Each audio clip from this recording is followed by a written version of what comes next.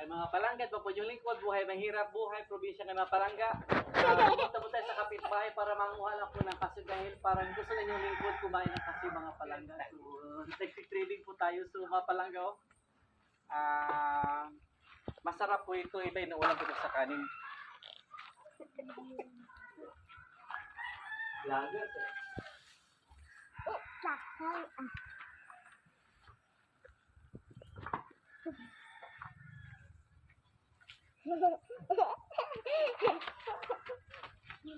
Yung buto po, pwede po itong sangagin, tapos isa po ito sa kabuhayan ko sa atin sa Coron, yung ginagawang banding, toasted, sun-dried, ito po yung buto ng kasinasang.